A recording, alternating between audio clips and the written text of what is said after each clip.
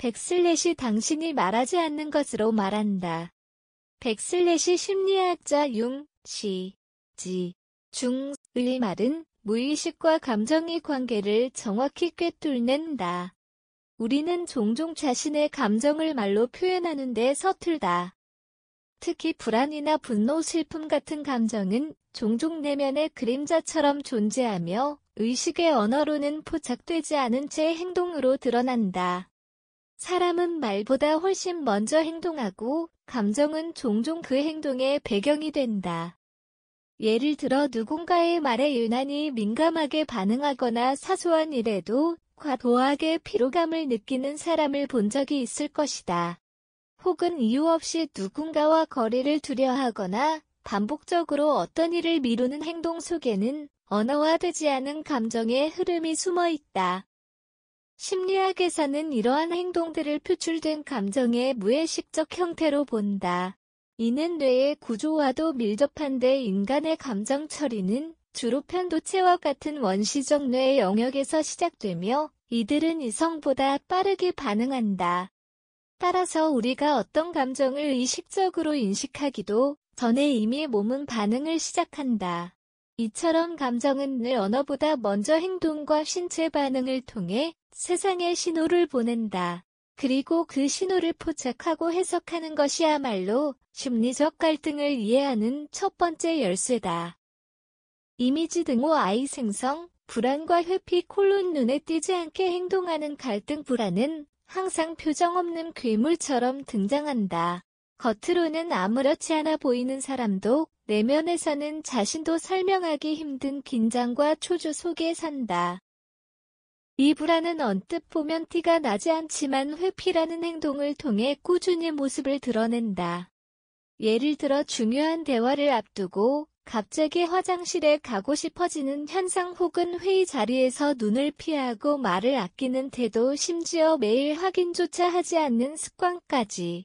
이 모두는 무의식의 위험을 감지했을 때 회피로 반응하는 전형적인 패턴이다. 심리학자 프로이트는 이러한 행동을 방어기제, 디펜스 메커니즘 중 하나인 회피, 어보이던스로 설명했다. 불안을 일으키는 자극에서 스스로를 지키기 위해 내는 회피라는 행동 전략을 택한다. 회피는 일시적인 안도감을 주지만 갈등 자체를 해소하지 못한 채 심화시키는 경향이 있다. 더 복잡한 것은 이런 회피 행동이 점차 자동화되어 개인의 삶의 방식이 되어버린다는 점이다. 회피가 습관이 되면 결국 중요한 인간관계나 직장 내 역할 수행 심지어는 자기 자신과의 관계까지 피하게 되는 악순환에 빠진다. 불안을 회피로 다룰수록 우리는 더 많은 불안에 노출된다.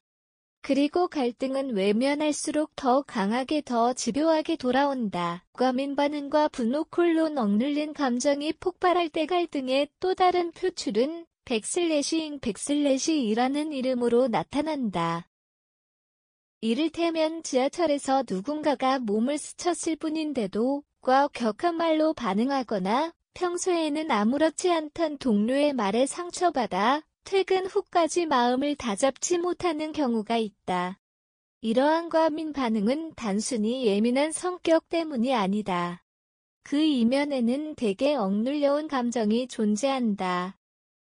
분노, 수치심, 무시당함 또는 반복된 상처들이 쌓이며 감정의 그릇이 가득 찼고 아주 사소한 자극에도 넘쳐버리는 것이다.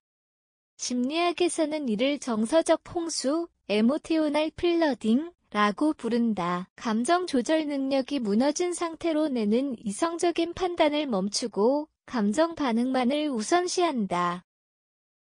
감정의 수위가 올라가면 평소라면 하지 않았을 말과 행동을 저지르기도 한다. 이후에는 죄책감이 뒤따르고 자신을 더 나쁘게 평가하며 갈등의 악순환이 반복된다. 중요한 건 이 감정의 폭발이 문제가 아니라 신호라는 점이다.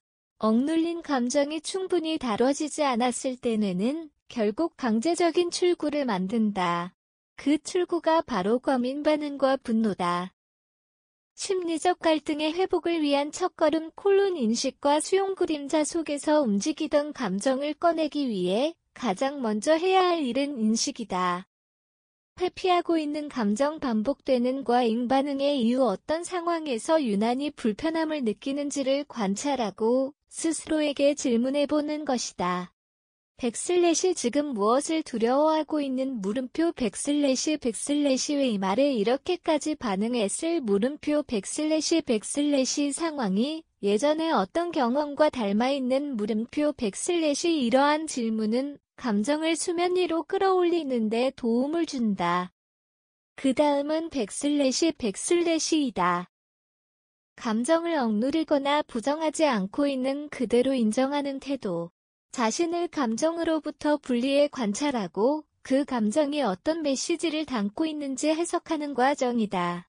인지행동치료나 정신격동치료 등 다양한 심리치료 기법들이 이 과정에 도움을 줄 수 있다. 때로는 일기쓰기나 명상 신체 활동이 감정을 정리하는 데 중요한 통로가 되기도 한다.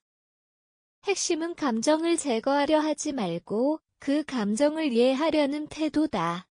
감정은 말하지 않지만 우리는 그것을 듣는 법을 배울 수 있다.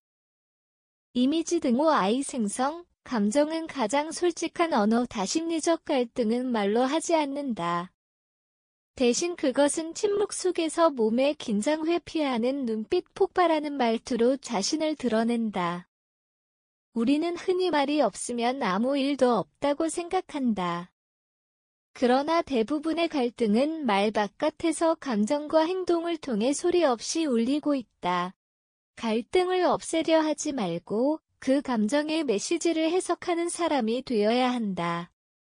그러기 위해선 무엇보다 나 자신을 지켜보는 훈련이 필요하다.